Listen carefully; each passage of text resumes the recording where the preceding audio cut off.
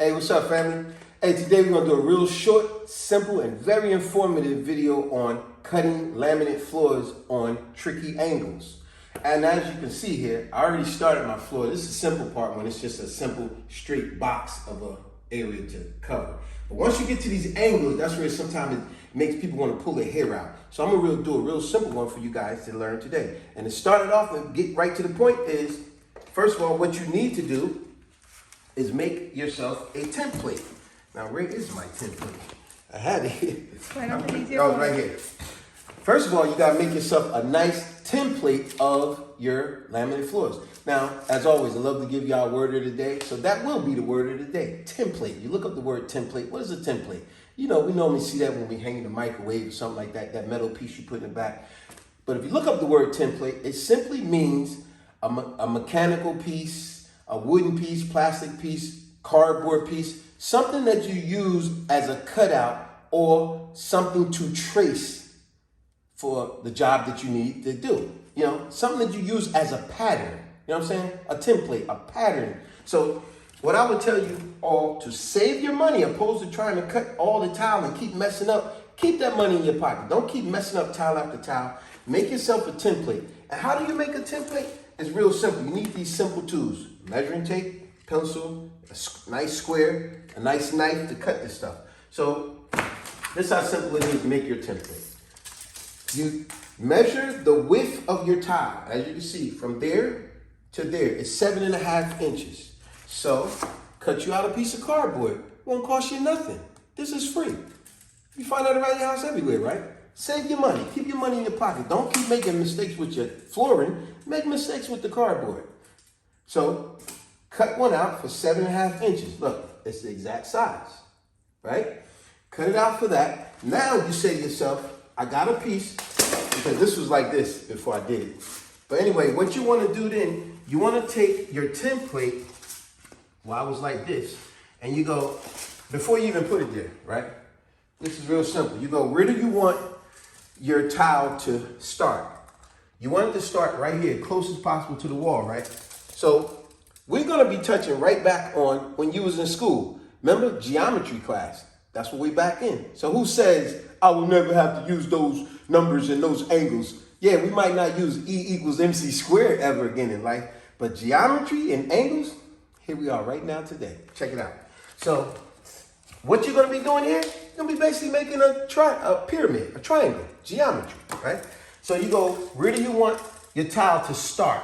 You need a starting point. And remember, so you want it to start there, and then just like your template, you go 7.5 inches over, which is gonna get me right to this line here.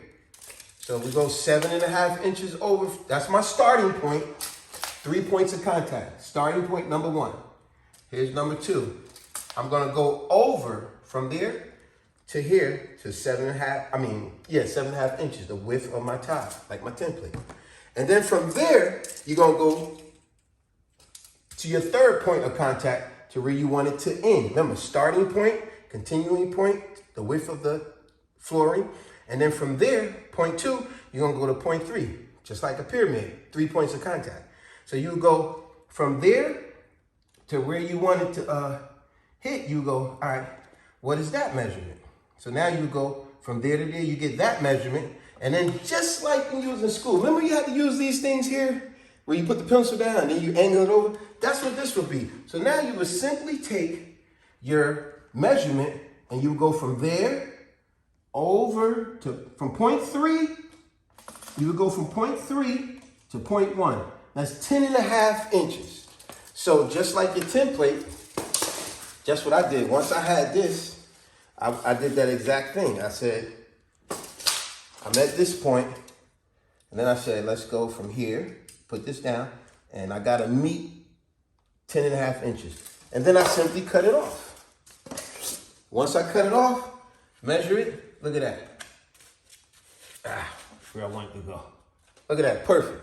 So now let me show you the actual tile itself, because this is it here.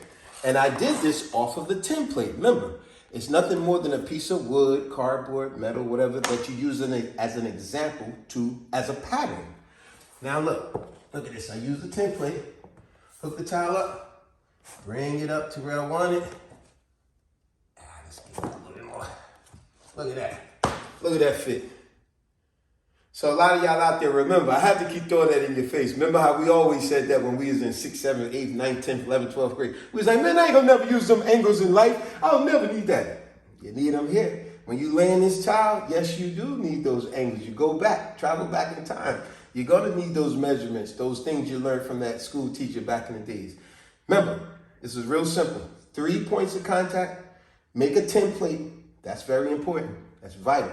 Make a template, that way you don't waste money ruining good tile and you keep that money in your pocket. And all you're doing is making 3 points of contact. Once you get the starting point of your contact, the width of your contact, and where you want it to end, and then you measure that one all the way back to there on the angle, and you get a perfect cut. Subscribe, share, like, and comment. I hope y'all like that.